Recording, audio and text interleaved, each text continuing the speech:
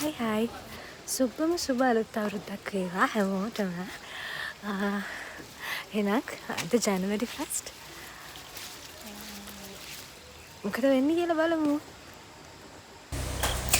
Hostel එකේ එළියට බැස්ස ගමන්ම අපිට උදේම තියෙන්නේ මෙන්න මේ view එක. ඉතින් ඊළඟට මේ මම යන්නේ බදුල්ලේ ටවුන් එකට.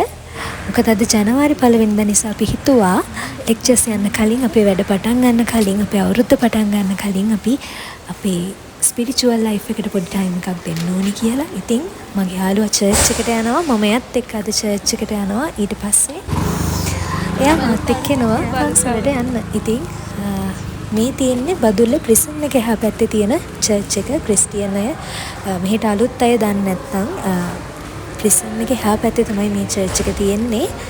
ඉතින් යුනිවර්සිටි ආවහම අපිට අලුත් යාළුවෝ හම්බ වෙනවා.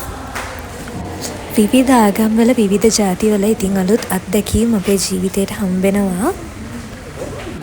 ඉතින් මේ ඉටිපන්දම් පත්තු කරන එක්ස්පීරියන්ස් එකත් ඒ වගේ එකක්. මොකද මම කවදාවත් මේ අත්දැකීම අරගෙන තිබුණේ කලින්. මම එයාලා වගේ ආඥා කරන්න දන්නේ නැති වුණත් මගේ හිතේ තිබුණ මේ අවුරුද්ද වෙනුවෙන් තිබුණ ප්‍රාර්ථනා ගැන හිතලා මමත් එයා කියපු විදියට ඒ ඉටිපන්දම් පත්තු කරා. මම දැක්කා ඒ චර්ච් එකේ ලියලා තියෙනවා ඒ ඉටිපන්දම් දැල්වෙනවා වගේ අපේ ජීවිතත් ආලෝකමත් වෙලා අපේ ජීවිතවල තියෙන කරදර අපේ ජීවිතවලින් ඈත් වෙන්න කියලා. ඉතින් මගේ ප්‍රාර්ථනාවන් වගේම මේක බලන ඔයාගෙත් අලුත් අවුරුද්දේ තියෙන සියලුම බලාපොරොත්තු ඒ විදිහටම ඉෂ්ට වෙන්න කියලා මම හදවතින්ම ප්‍රාර්ථනා කරනවා. ඉතින් ඊළඟට අපි ආවා මුතියංගනේ පන්සලට උදේ පාන්දරම ගමින්න. මගේ යාළුවත් මාත් එක්ක ආවා. ඉතින් මේ තියෙන පන්සල මම දන්නවා අපේ යුනිවර්සිටි එකේ බදුල්ලේ ඔයලස් යුනිවර්සිටි එකේ අපි හැමෝගෙම වගේ ගොඩක් සහෝදර සහෝදරියෝ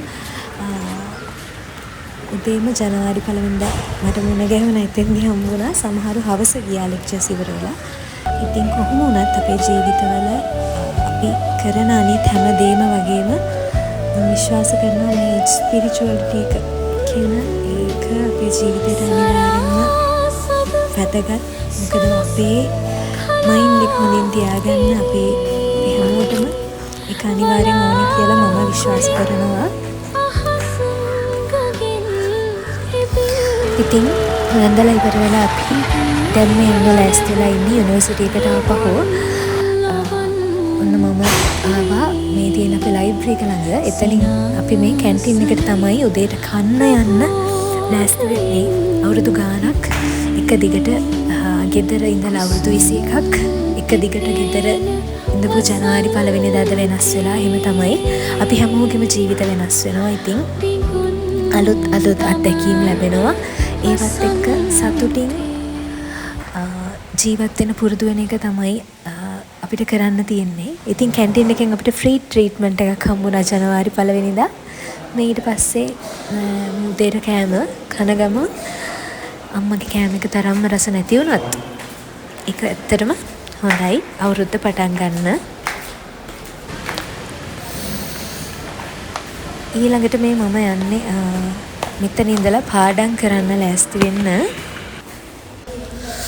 මොකද හවසට තියෙන වැඩ ආයෙ බාර දෙන අසයින්මන්ට් ඒ දේවල් ටික කම්ප්ලීට් කරන්න ඕනේ නිසා අපි හිතුවා ටික වෙලාවක් වැඩ කරලා දැන් මෙහිට බදුල්ලට කොහොමත් සීතලයි.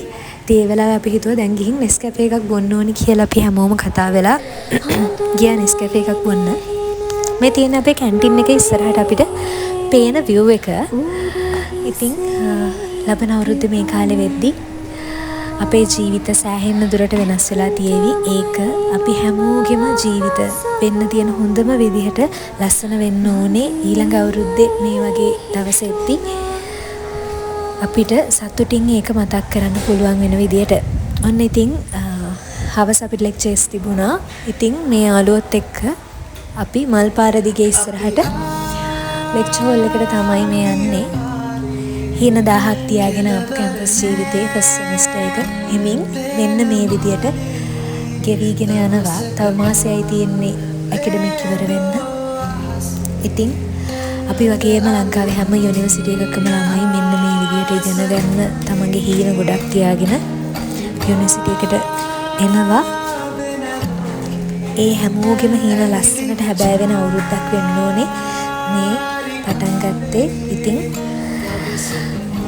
ලෙක්චර්ස් ඉවර වෙලා මේ අපි ආයෙම පල්ලෙහාට එන ගමන් ඉන්නේ මගේ යාළුවෝ දෙන්න. අපි කෑවේ නැති නිසා දවල්ට කන්න උනේ නැහැ. අපි හවස 5ට විතර දවල්ට රැයට 2ටම කාලා කැන්ටින් එකට බයි කියලා අද දවසට තැන්ක්ෆුල් වෙන ගමන් මේ යන්න හදන්නේ හොස්ටල් එකට. ඉතින් මේ දවස මතකයක් විදියට මෙහෙම ඉතුරු වෙයි. ඊළඟ අවුරුද්දේ ජනවාරි 1 වෙනිදා වෙද්දී අපි හැමෝගෙම ජීවිත ලස්සනම විදියට වෙනස් වෙලා තියෙවි. එහෙනම් thank you මාව බැලුවට හැමෝටම ආදරේ.